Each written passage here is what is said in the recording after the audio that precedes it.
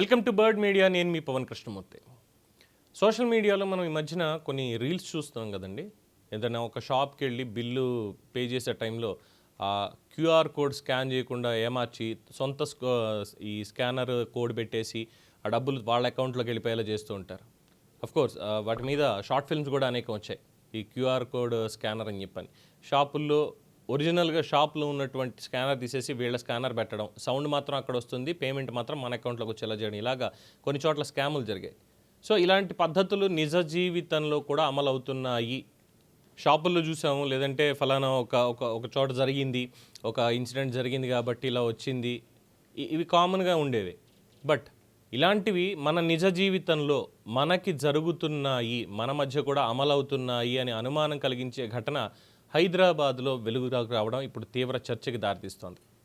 హైదరాబాద్లో ట్రాఫిక్ విభాగంలో ఇటీవల బయటపడినటువంటి ఒక వ్యవహారం మొత్తం పోలీస్ శాఖలోనే కాకుండా నగర వ్యాప్తంగా చర్చకు కారణమైంది. ట్రాఫిక్ చలాన్లు వసూలు చేసే టైంలో అధికారికంగా వాళ్ళు ఉపయోగించాల్సినటువంటి ప్రభుత్వ క్యూఆర్ కోడ్ బదులుగా కొంతమంది సిబ్బంది తమ వ్యక్తిగత బ్యాంకు ఖాతాలకు సంబంధించినటువంటి క్యూఆర్ కోడ్లను ఉపయోగించారు. ఇది అధికారులు గుర్తించారు. ఈ విధానం ద్వారా వాహనదారులు చెల్లించినటువంటి డబ్బు ప్రభుత్వ ఖజానాకి వెళ్లకుండా ఇతర ఖాతాల్లోకి మళ్లినట్టుగా సమాచారం. ఈ వ్యవహారం మొదట చిన్న సాంకేతిక సమస్యలా కనిపించినా ట్రాఫిక్ చలాన్లు చెల్లించిన వాహనదారులు కొంతకాలం తర్వాత కూడా తమ చలాన్లు వెబ్సైట్లో పెండింగ్గానే కనిపిస్తున్నాయని పోలీస్ స్టేషన్ సంప్రదించడం ప్రారంభించాక అప్పుడు అసలు విషయం తెలిసింది. ఫస్ట్లో ఇది సిస్టమ్ అప్డేటెడ్ కాదేమో అని అధికారులు భావించి ఒక వారం రోజులు గడువు ఇవ్వండి, సిస్టమ్ అప్డేట్ చేయిస్తామని చెప్పారు. కానీ ఇదే సమస్య గురించి అనేక స్టేషన్లలో వరుసగా ఫిర్యాదులు రావడంతో వాళ్ళకు కూడా డౌట్ వచ్చింది. లోతుగా పరిశీలిస్తే అసలు గుట్టు బయటపడింది. ఈ వ్యవహారం ప్రధానంగా సికింద్రాబాద్ జోన్ పరిధిలోని ఒక ట్రాఫిక్ పోలీస్ స్టేషన్ దగ్గర జరిగింది. ఈ ప్రాంతంలో ట్రాఫిక్ తనిఖీలు చాలా ఎక్కువగా జరుగుతాయి. రాంగ్ సైడ్ డ్రైవింగ్ కానీ, ఓవర్ స్పీడ్ కానీ, సిగ్నల్ జంపింగ్ కానీ, నో పార్కింగ్ కానీ ఇలాంటి వాటన్నిటికీ చలాన్లను కొట్టేస్తూ ఉంటారు. చాలా సందర్భాల్లో పెండింగ్ చలాన్లు ఉన్న వాహనదారులని పట్టుకొని తనిఖీల్లో వాళ్ళు పట్టుబడితే అక్కడే చెల్లింపులు చేయాలి, లేదంటే బండి తీసుకెళ్ళిపోతారు. సో ఇలా చూసినటువంటి దాన్ని కొంతమంది సిబ్బంది అవకాశంగా మార్చుకున్నారు. సాధారణంగా ఈ ట్రాఫిక్ చలాన్లు వసూలు చేయడానికి పోలీసులు మనం చూస్తాం, ఒక పెద్ద ట్యాబ్ లేదంటే ఒక మొబైల్ ఫోన్ లాంటిది అది ఉంటుంది, క్యూఆర్ ఇచ్చేటువంటిది.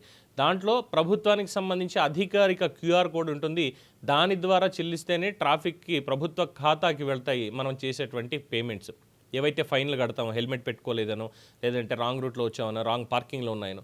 కొన్ని సందర్భాల్లో ఈ అధికారిక కోడ్ బదులు వ్యక్తిగత ఖాతాలకు సంబంధించిన స్కానర్ కోడ్ని అక్కడ పెట్టేసి వాహనదారుల నుంచి డబ్బులు వసూలు చేస్తున్నట్టుగా బయటపడింది. సో ఎప్పటి నుంచి జరుగుతోంది, ఎలా జరుగుతోంది అనే దాని మీద ఇప్పటికీ స్పష్టంగా వాళ్ళకి సమాచారం లేదు. అయితే పోలీస్ వర్గాల్లో ఉన్నటువంటి సమాచారం ప్రకారం దాదాపు 2 కోట్ల రూపాయల వరకు ప్రభుత్వ ఖజానాకి చేరకుండా మళ్ళీపోయి ఉండొచ్చు అనేది తెలుస్తున్నటువంటి అంశం. చలాన్లు చెల్లించేసాం, అయినా సరే సిస్టంలో నమోదు అవ్వట్లేదు. వాహనదారులు పోలీస్ స్టేషన్కి వెళ్తే ఈ మొత్తం అంతా కూడా బయటపడింది. ఒక హోంగార్డ్ మీద అయితే చర్యలు తీసుకున్నారట. అయితే కేవలం ఒక్క వ్యక్తి వల్ల ఇదంతా జరిగిందా, 2 కోట్ల రూపాయలు ఒక్క వ్యక్తే కలెక్ట్ చేశాడా ఇలాగ తప్పుడు స్కానర్ తోటి, ఇంకెవరు లేరా అన్నటువంటి అనుమానాలు కూడా ఉన్నాయి. ట్రాఫిక్ తనిఖీల్లో బృందాలుగా పనిచేస్తారు. ఎక్కడన్నా ఇన్ జనరల్గా ఉంటే చాలా తక్కువ ఏరియాల్లోనే సింగిల్గా ఉంటారు.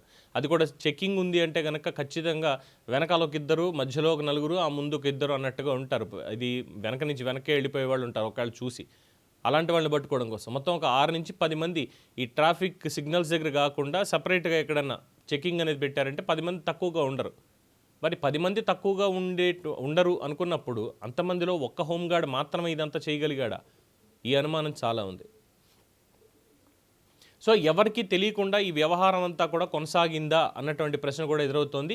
ఇది ఒక్క జోన్కే పరిమితమా అంటే సికింద్రాబాద్ జోన్లో బయటపడింది కాబట్టి ఇది కేవలం సికింద్రాబాద్ జోన్కి మాత్రమే పరిమితమా, లేదంటే ఇతర జోన్లలో కూడా ఇలాంటి విధానం ఏమైనా కొనసాగిందా అన్న అనుమానాలు కూడా చర్చకు వస్తున్నాయి. బయటపడిన ఘటన ఒక్కటే అయితే ఈ వ్యవస్థలో ఉన్న లోపాల మీద ప్రశ్నలు తలెత్తుతున్నాయి.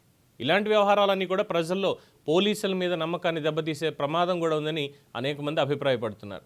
అండ్ తర్వాత ఇదొక్కటే కాదు, ఇన్ జనరల్గా కోర్టు వారు కూడా చెప్పారు, అసలు మీ పర్సనల్ ఫోన్స్లో ఎందుకు ఫోటోలు తీస్తున్నారు, ఎవరు తీయమని చెప్పారు, మీకు ప్రభుత్వం ఫోన్ ఇవ్వలేదా తీయడానికి, లేదంటే కెమెరాలు ఇచ్చారు కదా, కెమెరాలు ఏమైపోయాయి ఈ ట్రాఫిక్ ఉల్లంఘనలు వీటికి సంబంధించి అని చెప్పి కూడా ప్రశ్నించారు. అలా పర్సనల్ ఫోన్లో ఫోటోలు తీయడానికి వీలు లేదు అని చెప్పని.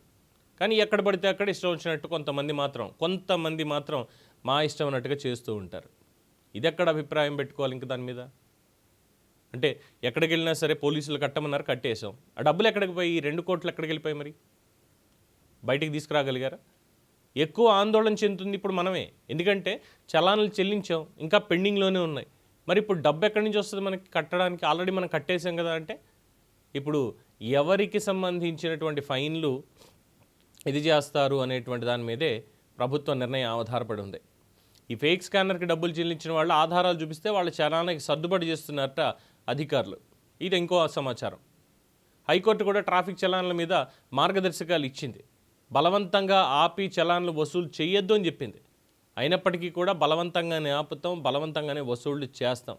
ఈ నేపథ్యంలోనే బయటపడినటువంటి ఈ ఘటన, ఈ 2 కోట్ల రూపాయల స్కామ్ మరింత ప్రాధాన్యత సంతరించుకుంది. చూద్దాం కోర్టు వారు ఏమంటారో, లేదంటే పోలీస్ బాసులు ఏమంటారో, ముఖ్యమంత్రి రేవంత్ రెడ్డి గారు, రవాణా శాఖ మంత్రి గారు ఏమంటారు. ప్రజల నుంచి వసూలు చేసే చలాన్లు ప్రభుత్వ ఖజానాకు చేరాల్సినవి. అలాంటి వ్యవస్థలోనే ఇలాంటి అనుమానాలు తలెత్తడం ప్రజల్లోనే కాదు మొత్తం అంతా కూడా చర్చకు కారణమవుతోంది. పూర్తి స్థాయి విచారణ జరిపి నిజానిజాలు వెలికితీసి బాధ్యుల మీద తగిన చర్యలు కూడా తీసుకోవాలని చెప్పి నగరవాసులందరూ కూడా కోరుకుంటున్నారు. తీసుకుంటారంటారా? మీ అభిప్రాయం తెలియచేయండి. చూస్తూనే ఉండండి ది బర్డ్ మీడియా.